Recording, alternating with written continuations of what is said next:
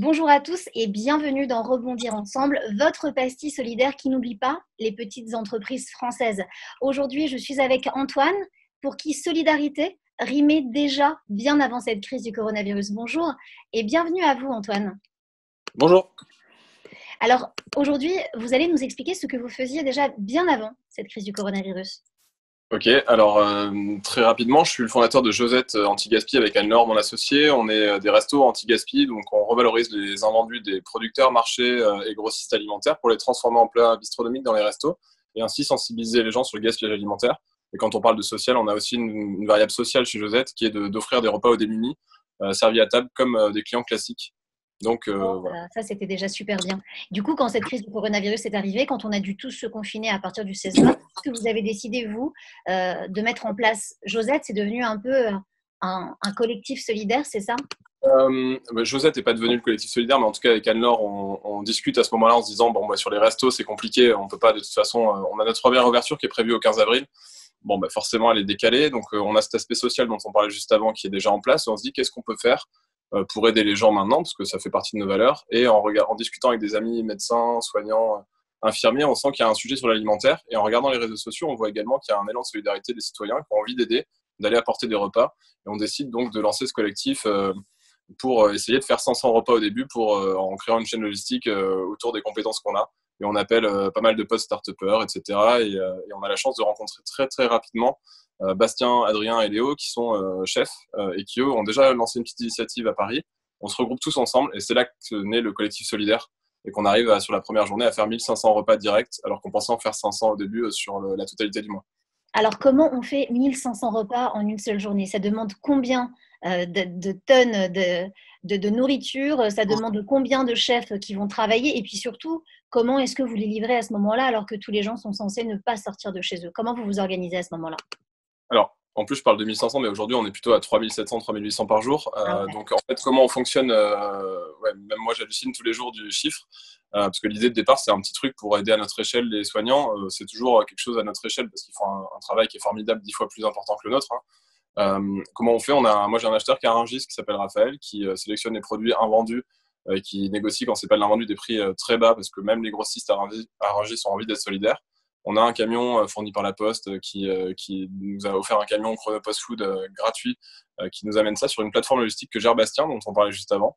On répartit avec des bénévoles du coup dans plein de camions qui partent chez les chefs qui sont tous en confinement chez eux ou dans leur resto. Ils cuisinent toute la journée en flux tendu et on récupère ensuite avec d'autres transporteurs, camions frigo, vélo cargo, etc. Et on va livrer dans les hôpitaux directement. Donc tout ça sur une journée à chaque fois en flux tendu. Au début, on stockait un peu les plats et tout, mais c'était hyper compliqué. Créer une chaîne logistique aussi forte en une semaine, c'était déjà. Franchement, je ne sais même pas expliquer comment on a fait parce qu'on s'est tous mis ensemble en fait. Et ce qui est hyper cool, c'est de voir la force du collectif en fait.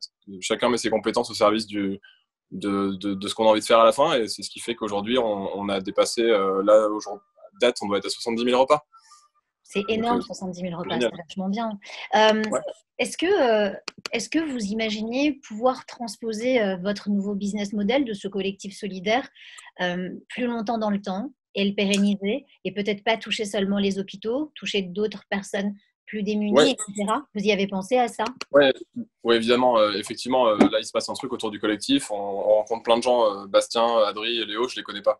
On s'est jamais rencontrés. On bosse quand même ensemble. Enfin, il y a un truc un Génial. peu, il y a un délire qui est hyper intéressant autour de ce truc-là, parce qu'on c'est une espèce de grande colonie de vacances de gens qui ont envie de bosser ensemble, qui se rencontrent et qui créent quelque chose d'énorme. Donc, on a forcément envie de continuer. Il y a un élan de solidarité des citoyens qui sont à la maison, qui financent une cagnotte qu'on a mis en place.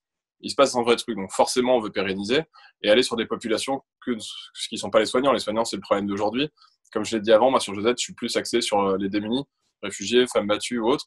On pense à plein de modèles différents. Il y en a, je pense que ça sera plus ponctuel, forcément, parce qu'on va tous reprendre nos activités à chacun. Moi, Josette, par exemple, Bastien est chef, il va reprendre son activité de traiteur aussi. Adrien, il est fournisseur de produits de cochonaille, comme j'aime bien appeler ça. Enfin, on a tous nos activités, on a tous besoin de reprendre un peu et de regagner de l'argent parce qu'on n'en gagne pas depuis 2 mois pour faire tenir nos boîtes. Mais on va pérenniser et on va continuer parce qu'on a aujourd'hui plus de 150 bénévoles, dont 100 chefs dans le collectif. C'est énorme. Tout le monde est hyper content et on n'a que des gens hyper bienveillants qui défendent les mêmes valeurs. Donc, ouais, bien sûr qu'on continue. Plutôt sur des populations qui sont un petit peu délaissés, même si on ne veut pas cannibaliser les assos qui font déjà un travail incroyable, ça n'aurait pas de sens de faire la même chose. Des repas tous les jours livrés, faire la même chose que le Secours populaire, en vrai, ça n'a pas de sens. Donc c'est plus aller inspirer les gens, leur montrer que tous ensemble, on peut faire de grandes choses. Si vous deviez lancer un message aux gens qui vont nous regarder, peut-être à des plus grandes entreprises, à des gens qui pourraient vous aider, qu'est-ce que vous aimeriez leur dire? J'aimerais leur dire que si des gens comme nous, des petits citoyens, moi je suis personne, hein, j'ai ma petite boîte Josette qui a 6 mois, Bastien c'est la même chose, on est des petits citoyens, alors on a des start-upers au milieu, mais on reste des petites entreprises.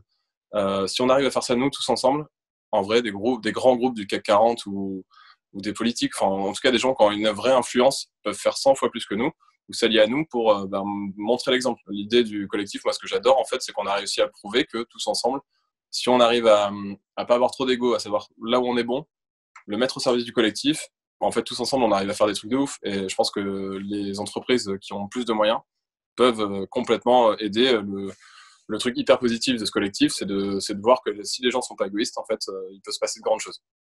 Merci beaucoup, Antoine, d'avoir été avec nous aujourd'hui et de nous avoir raconté cette jolie histoire du collectif solidaire.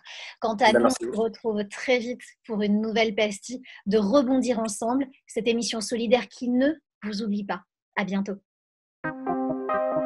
Allez hop, c'est parti pour une belle journée avec le collectif solidaire. Salut tout le monde. Salut. Hello à tous. Salut, moi c'est Olivier. Hello. Salut, c'est Thomas. Hello tout le monde. Salut. C'est parti pour une nouvelle journée au collectif solidaire.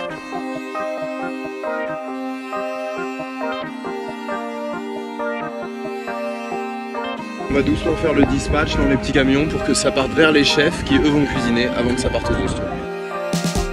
Ça y est, la livraison est arrivée. On vient de recevoir la marchandise avec un bénévole qui vient de nous livrer. On va taper la mise en place, mettre ça en petite barquette avec des mots d'amour. Et tout à l'heure, des livreurs vont venir les chercher pour les distribuer aux soignants. On va bosser beaucoup. Merci à tous, bon courage, on vous embrasse fort.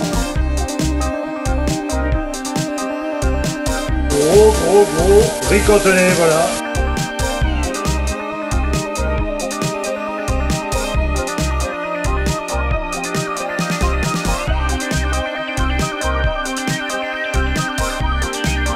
Voilà, j'ai 150 plats, 150 desserts. Et vous pouvez voir, en fait, on écrit sur chaque colis le repas, un petit mot sympa.